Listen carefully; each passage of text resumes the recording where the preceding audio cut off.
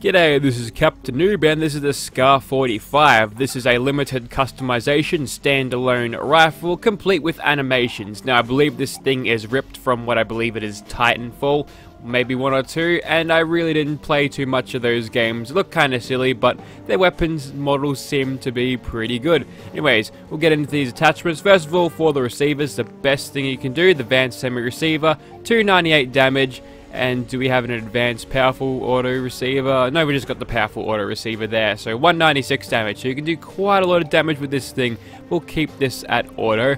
And you can't do anything with the barrel, stocks, magazines, or sights, but you can change the muzzle here, which you can put a suppressor on.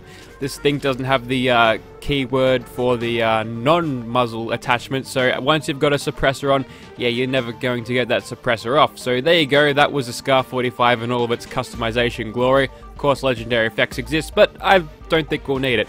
So we'll grab a couple more of these and we'll take them into Gunners Plaza. Righto, here we are in Gunners Plaza with our Scar 45 there. Very nice drawing and sheathing animations there, looking pretty good. Aiming down sights, you've got this weird wacky reflex and iron sight hybrid there. Usually with reflex sights, they don't have a rear aperture for you to actually look through, so that seems a little bit counterintuitive, but whatever. And in third person, this thing actually looks kind of small. As you can tell that the stock doesn't quite meet your shoulder, and the thing just seemed small. I remember the Scar in Battlefield 4 going, yeah, it's a pretty big rifle in that game, it seemed like. But yeah, that's a kind of a weird thing. Anyways, we'll enter sneak mode here, and we'll shoot some of these gunners and see what this thing can do.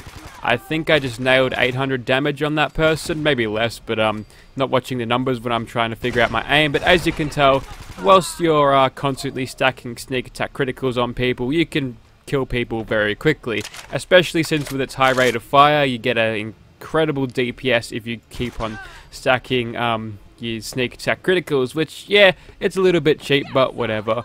So we'll just go ahead and get ourselves detected, and we'll test out this thing, what it's like without using sneak attack criticals. And as you can tell there, this thing still kicks a lot of ass. The recoil on this thing is actually kind of nice because it's not over the top, but it's something for you to sort of fight against, like, not like consciously fight against, but like you just sort of control the recoil as you're going along. So there you go, it's not a lot, but when we get to using this thing without a suppressor, you'll see that there's a little bit more recoil. Obviously, using a suppressor does suppress some of that recoil, as well as the sound. That's why they call it a suppressor.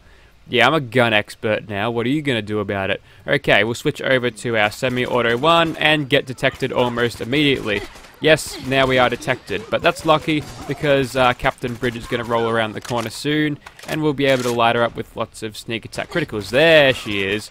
Oh yes. Ooh, that's interesting. I didn't actually expect you to get the sniper effect from these iron sights, but that's actually kind of interesting though, because I haven't talked about this before, but apparently the iron sights on your basic vanilla assault rifle counts as a scope.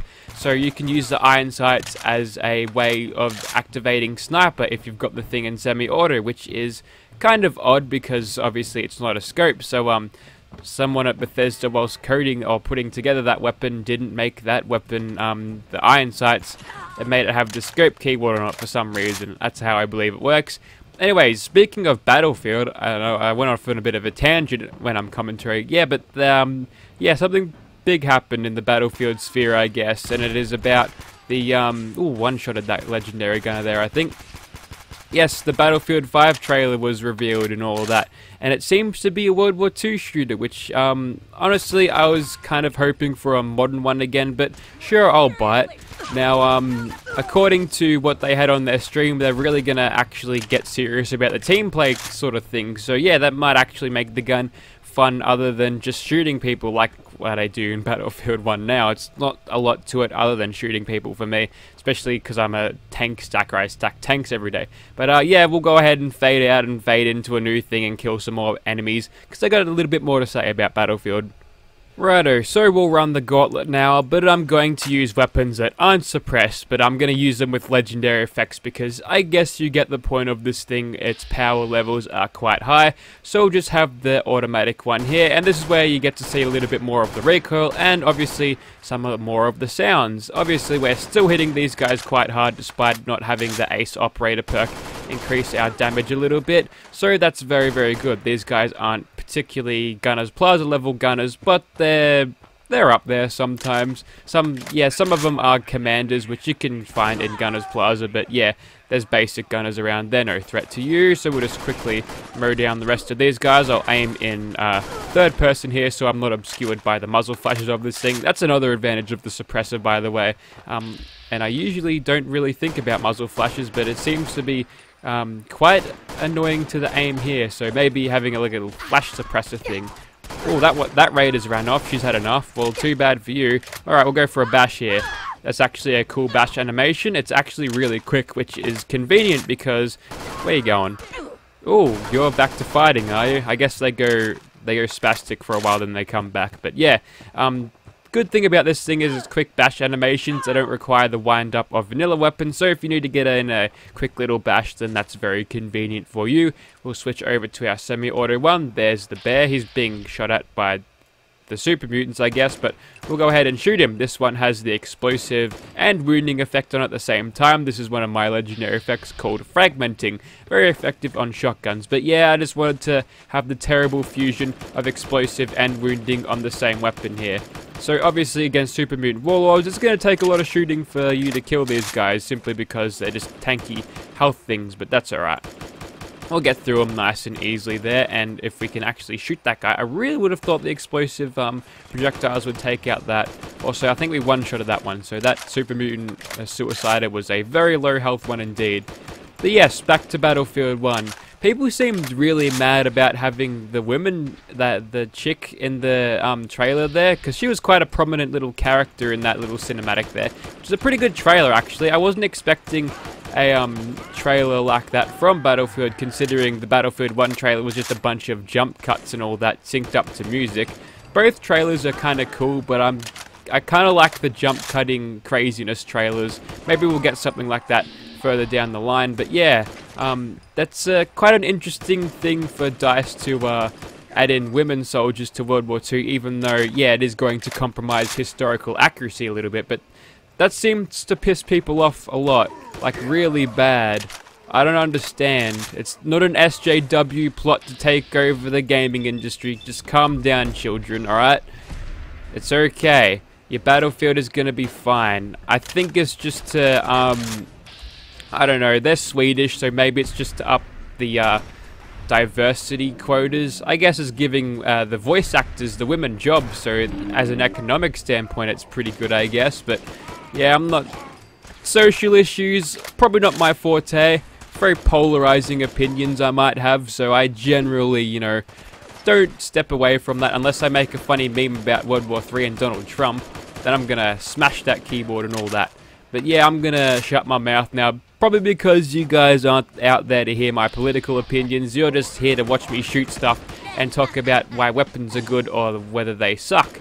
So, moving on from all of that, this thing has been performing pretty well in the scrapyard here. We're not clearing it out in record time, but we're getting rid of these super mutants in a way that keeps us safe. Ooh, a little bit of frame rate droppage there. I must have busted some explosives or something. But, ooh, we're getting a lot of explosive damage in him. Well, if you're not going to show up, there we go. We should be able to get him now. Maybe wounding damage isn't applied to explosions. That's actually kind of interesting, but yeah, we seem to be doing alright. We'll go ahead and kill this last couple of dudes in here. I think I've already killed the, that stupid little bus dweller, so we'll quickly take out the glowing doggo. And we can move on to the main boss of this area. Where is Gerald today? There he is. Okay, we'll switch back over to our Furious automatic one and start lighting him up from a safe distance there. And obviously the rate of fire is going to help us out quite a lot here. Any weapons with a high rate of fire and the Furious effect on them are going to be very effective, especially against targets where you can't miss. There's no excuse for missing here. So every bullet that you saw me miss, you feel free to berate me for my bad aim in the comments. Okay, we'll go ahead and finish off the rest of these super mutants, get a no-kill like overkill bonus on that one. Also, did you see all those rockets come at me? I'm dodging them like Matrix. Also, that one's got a minigun, so we'll leave him to last. He can do basically no damage to us. That one's taking cover behind a tree. We'll take out the one that's not behind cover, even though we did have a little bit of Furious stacks on that dude. Anyways, we're tanky enough at this point to not even worry about him. I'm not even sure what that would feel like. It's taking off such little to Phoebe's health that it probably just feels like she's being poked. Not even with like a sharp stick, just like a blunt object. Maybe like something like a bottom of a trophy. It's like, ow, stop that. Alright, now you're dead. Okay, so our super bullet resistant skin and everything like that has helped us out. No, it's a Institute personal shield. You just can't see it because it's super advanced Institute technology. See that pocket? That's where the shield generator is. Wham! Law reasons to why that exists and why that can happen. See? Fallout 4 is all about making your own decisions on how things should work. It just works, folks. Okay, we'll move on to something else. Kill another scary monster and do all that.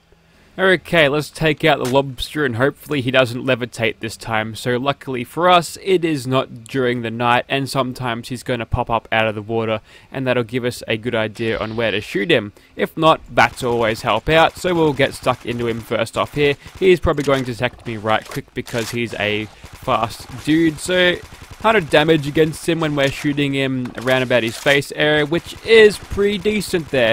If we were to content on keep on dodging his spitting, and hopefully we're successful in doing that, we could kill him pretty quickly, which is nice. If we switch over to our semi-auto one, this thing has a sniper perk affected by it, so we can just keep on shooting him, and once he gets knocked down, he is very, very vulnerable for a second and unable to attack, so we could probably even more comfortably kill him at this point there. But yeah, it's going to take quite a while, so we'll just whip out our Furious one and keep on hitting him there, getting plus 15% damage every time, and the occasional stagger is going to help out our cause quite a bit. So if we want to finish this nice and quickly, we can easily take him out with... Oh, he's jumping. He's actually defied gravity again. I said I hope it didn't happen, but it did. Luckily we killed him before he could bring in his god death laser that would eliminate my HP bar like Gerald the other day after I said it was easy mode, then got immediately killed. Ha! Good thing I'm not one of those people who gets embarrassed when they do stupid stuff in video games. That would be bad. Anyways, so that was about it for the Scar 45 there. A solid weapon, very good animations, scaling not to my liking, but if you like tiny little baby Scar rifles, then maybe this is your thing. Also, the sights go all strange when you're looking at water. That's kind of odd. That would imply that the front sight is under the water. Interesting. So if you'd like to see this thing in your game, check out the link in the description. There shall be one down there, hopefully, if I can find it. And yeah, this is a PC only thing, so sorry about that, console players, but you can't have everything unless you're on PC. Everyone get Fallout 4 on PC. It's actually a lot better over here. So yeah, thank you for watching. I'll also chuck the Phoebe Companion mod, which is the character that I'm playing as now, in the description too, just so you guys aren't completely left out. Thank you for watching. I'm gonna go watch Archer, I reckon.